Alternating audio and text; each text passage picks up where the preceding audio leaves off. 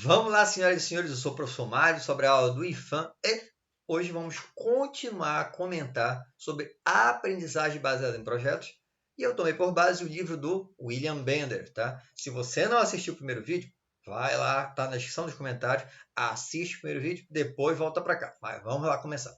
Eu parei no item 4, fase de pesquisa inicial, coleta das informações. Então, já apresentamos para o aluno todas as informações e agora ele vai fazer a pesquisa. Vai começar a pesquisar sobre aquele tema do nosso projeto.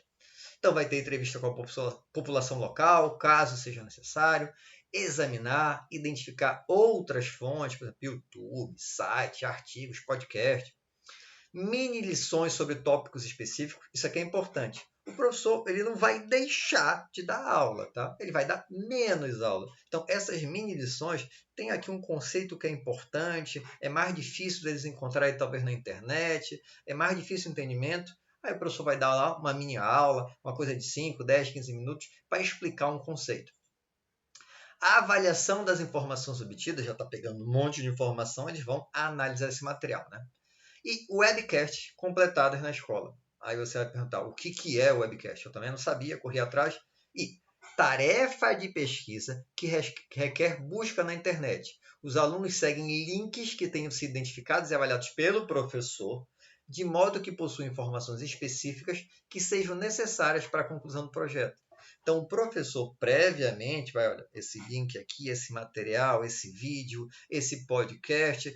Então, esse webcast é essa preparação inicial, que é uma tarefa que vai ser passada para os alunos, só que já está pré-definido aqueles links que o professor acha que são interessantes para o trabalho.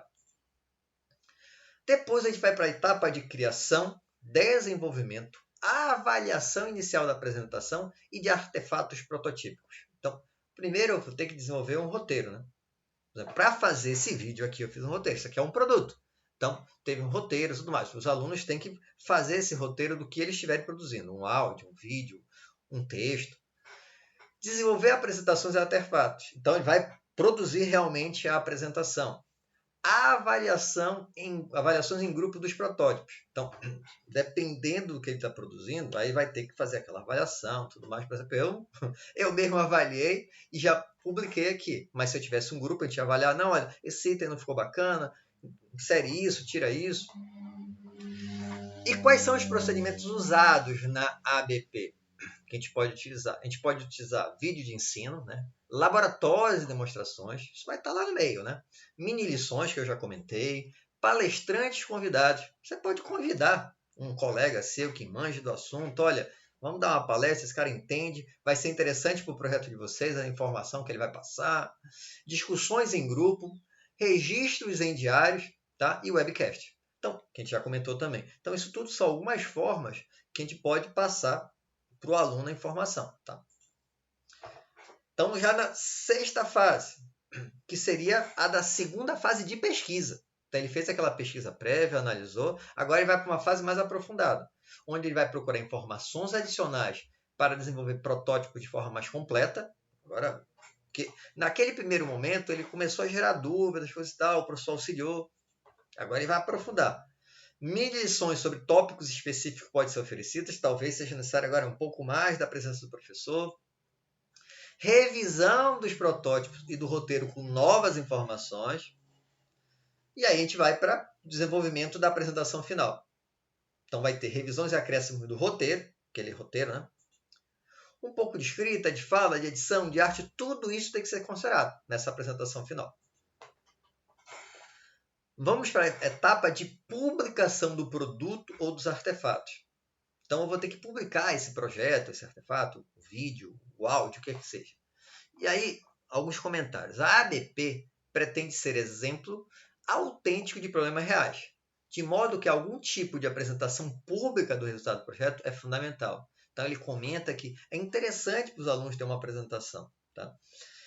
E aí, ele dá algumas sugestões daqui a pouco sobre aonde eu posso, né? Então, o feedback vindo de fora da sala de aula é encorajado de modo que, após os artefatos ou a apresentação do projeto do grupo terem sido publicados, deve realizar todos os esforços para obter a avaliação do público-alvo.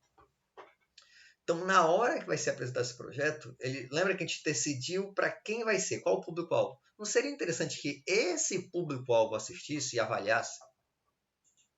Então, opções que a gente pode publicar, né, para tentar chegar no público-alvo, ou pelo menos para ter essa publicação. Jornais locais, blogs, canais de TV locais, website de escola, revistas locais, o YouTube, podcast. Então, você vai ver onde é possível eu fazer com que isso aqui seja publicado, para dar uma moral, né, para mostrar que aquilo ali tem uma serventia e as pessoas vão ouvir, vão saber.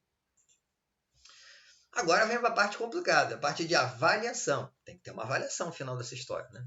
Então, as mais diversas podem ser feitas, realizadas pelo professor, pelos colegas, ou seja, pelos pares, e também uma autoavaliação. Vamos começar pela autoavaliação.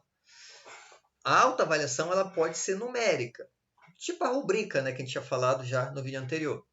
Então, por exemplo, pesquisei esse tópico completamente no prazo determinado. Então, 1, 2, 3, 4 ou 5. E aí eu posso estabelecer os critérios para 1, 2, 3, 4 ou 5. Outro exemplo. Essa tarefa apresenta múltiplas fontes de pesquisa. Então, eu posso colocar 1, por exemplo, que não teve fonte de pesquisa, foi só da cabeça dele. 2, já teve lá. 3, 5, além de todas as fontes que o professor indicou, ele ainda correu atrás de mais outras. Então, seria 5. E mais um exemplo, apresento vários lados do argumento ou evidência. Percebe que isso aqui é uma autoavaliação. Só que essa autoavaliação não precisa necessariamente ser com uma pontuação numérica, né? Pode ser aberta. Então, este artefato ficou completo? O que poderia ser adicionado? O aluno vai pensar sobre isso. Eu poderia exibir esses conceitos de alguma outra forma mais facilmente, depois que ele concluiu que ele rapaz, poderia ser feito desse jeito aqui. Esse projeto ficou organizado e claro para o espectador, para o público-alvo? Então, percebe que qual é o objetivo disso? A reflexão. Criar oportunidade para a reflexão dos alunos dentro de vários projetos é aspecto enfatizado por todos os proponentes da ABP. Então, na hora que ele faz essa autoavaliação, é uma forma de reflexão. Tem também a avaliação dos colegas, né? Pode ser utilizado autoavaliação numéricas ou aberta de forma similar à autoavaliação. Então, foi feito em equipe, né? Então, cada um da equipe avalia os demais. É uma forma também. Claro que alguns poderão aumentar suas notas e outros podem se avaliar de forma muito severa. Isso pode acontecer. Mas essas avaliações representam oportunidades para que o professor discuta o trabalho e oriente quanto à autoavaliação. Então, a gente pode acontecer, mas a gente vai tentar orientar. E aí, uma estratégia para aumentar a precisão da autoavaliação é indicar que serão concedidos pontos aos alunos com base na concordância com o professor em relação à visita de avaliação. Então, por exemplo, é um aluno que ele faltava muito. Em relação ao item frequência, ele deu 10. Meu filho, minha autoavaliação em relação a você, sei lá, é 6. Pode ter essa diferença toda. Então, ele vai perder algum ponto em função de estar muito fora. Tá? Professor, mas ele não vai fazer isso. A maioria não vai fazer realmente, tá? Eu já apliquei a autoavaliação em sala e a maioria é bem sincero. Mas sempre tem um ou outro que não é que ele não esteja sendo sincero. Na percepção dele, está correto. E tem também a avaliação do professor. Pode ter formatos diversos. Provas, webquests, apresentação de PowerPoint, que os alunos vão fazer e o professor vai avaliar, os vídeos que foram elaborados. Aí são vários os critérios possíveis. Fizemos lá a ABP, saiu o projeto. Mas qual o papel do professor na ABP? Na ABP, os professores deixam de ser os fornecedores de informações e passam a ser facilitadores e orientadores educacionais. Então, o objetivo aqui não é mais só você dar aula, o aluno escuta e anota no caderno. A ideia é que o aluno estude e você direcione. A gente vai direcionar esse aluno. Então, a gente vai fazer isso assegurando textos, internet e outros recursos que estejam disponíveis, porque às vezes ele não vai saber onde pesquisar, então a gente vai ter que dar uma ajuda em relação a isso. Sugerir pessoas da comunidade que poderiam ser entrevistadas a respeito desse tema. Localizar vídeos sobre o tema. Apresentar opções para o cronograma planejado. Olha, esse cronograma de vocês, eu acho que está meio complicado vocês conseguirem nesse prazo, ou está muito curto, está muito longo. Facilitar discussões do grupo e realização de brainstorm. Quando ele faz o brainstorm, que é a discussão entre eles, né, o professor pode estar lá ali no meio, olha, vocês pensaram nisso, pensaram naquilo?